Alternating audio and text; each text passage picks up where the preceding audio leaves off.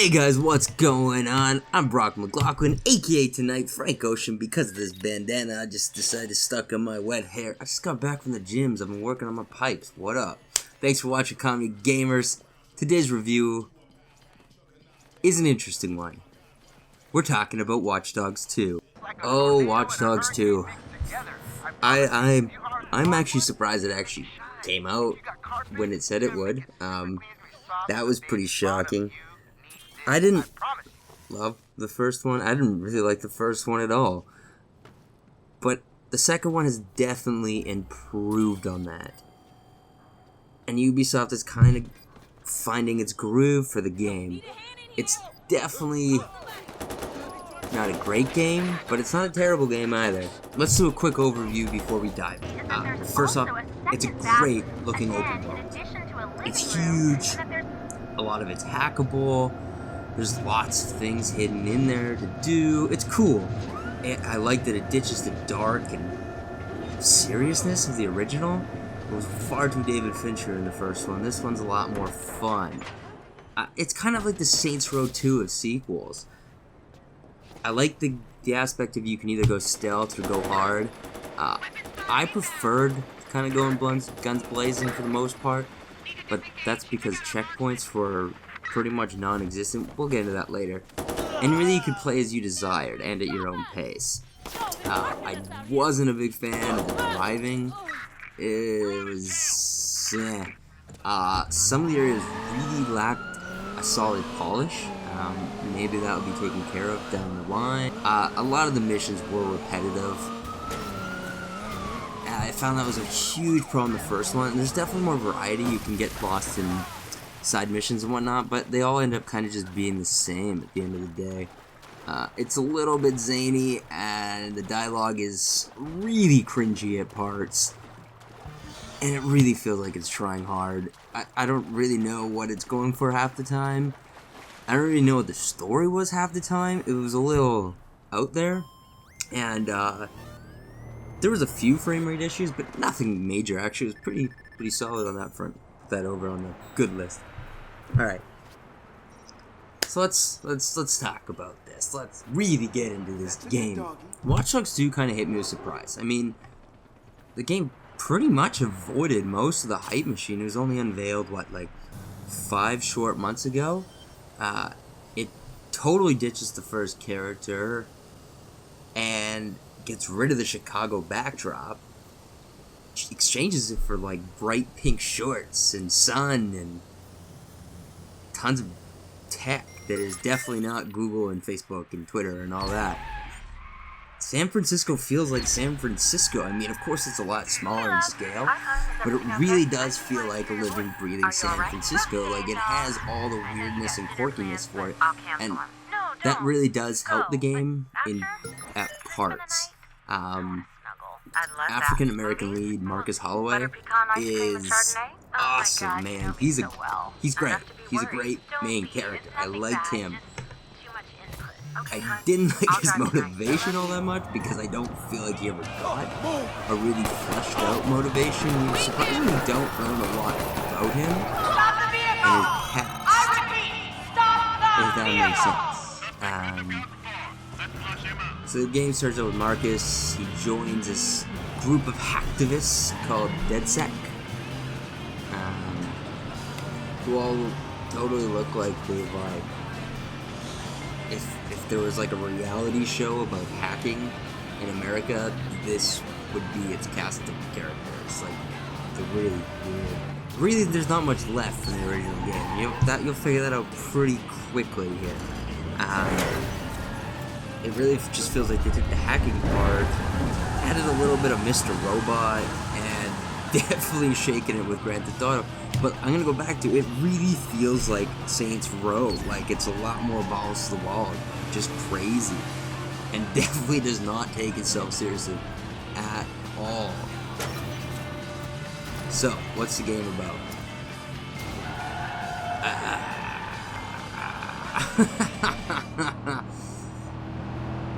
It's Watch Dogs series. It's ambitious in its scope, and it really wants to deliver a unique selling point.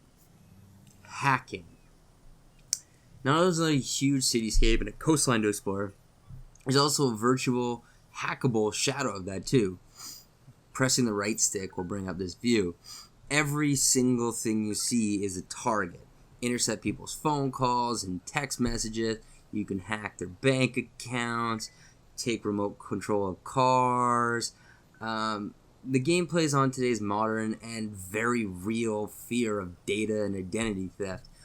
It then also gets more ridiculous because you can hack mainline gas pipes. It can blow up the ground if people are chasing you or you just want to get rid of cars. Traffic lights are all manipulatable with guaranteed traffic accidents, which are pretty fun to watch. And lots more you can do when you start leveling up and choosing new abilities.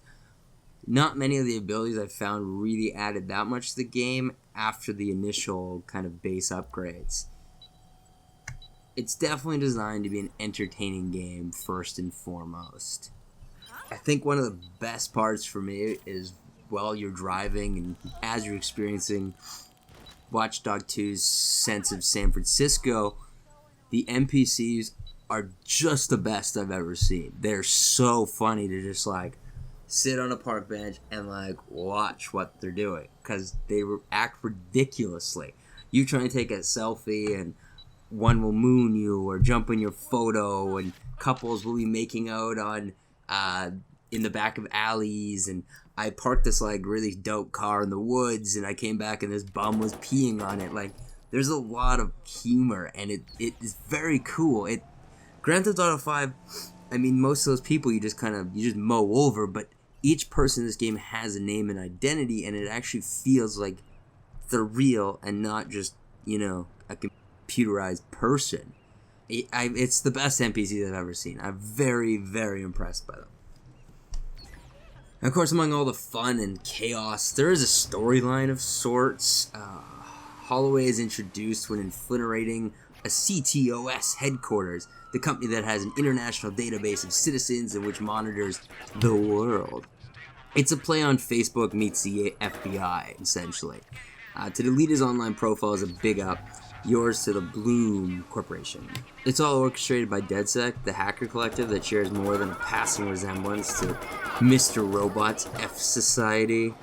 Like, it's very similar, but these people in Watch Dogs are far more ridiculous. Now, of course, the big thing is the stealth and combat. From the get-go, there's an emphasis on click-to-cover stealth tactics. As missions progress, you'll want to think ahead by scanning out locations via hacking, plotting routes, and taking down security guards without being seen. The stealth tactics aren't as weighty as, say, a fan favorite like Splinter Cell, even Assassin's Creed at times, given bodies aren't movable, which I found a little odd. Let's just get into this now because it really pissed me off, is that there's like no checkpoints and missions are quite long. So if you die, and it's so easy to die and get caught, you have to start again, and this got really frustrating. Like, it would make me want to stop playing the game. It's pretty hard, like even on medium difficulty, it's pretty difficult. And I found myself throwing the controller and yelling out words my mother would not approve of quite often. I don't know why you can't move bodies. It would have made it a lot more helpful. Also, is like if you get seen like even the slightest, you're just like attacked. There should have been more of a stun by the guard and taking his time to like, investigate if you're actually there or not. Usually him just goes into calling and calling all his buddies, and they're all just shooting at you right away, and then it's extremely hard for you to get away. That said, how you play is really largely up to you. If you want to find all the guns and just go Rambo on them, go for it. I found myself enjoying doing that, only because the stealth aspect got very repetitive. I found myself doing the same thing. I just headshot. You have to learn the stealth basics from earlier in the game when all you have in possession is just a non-lethal gun. It's just a stun gun and a ball and chain. Also, there's no option to just kind of knock a guy unconscious. You literally have to kill the person with this ridiculous yo-yo ball and chain thing. I don't know where... You know what? I don't know where he learned any of these things. I mean, Hacking alone is hard enough. I mean, you'd think he'd just focus all his efforts on that, but he also knows like parkour and graffiti and how to drive like super fast whips and kill people and shoot guns. It's a lot of skills. See, there's a lot of backstory that they could have fleshed out to tell more of a story. Sometimes being relentless can pay off. I mean, the auto-targeting trigger controls make shooting from cover very straightforward, while the top-down map display to the bottom left corner allows you to see who's coming at you from to you and from where. I mean, being cautious does pay dividends though. You'll inevitably need to hack objects for insecure areas, so go unseen will stop this happening without being interrupted.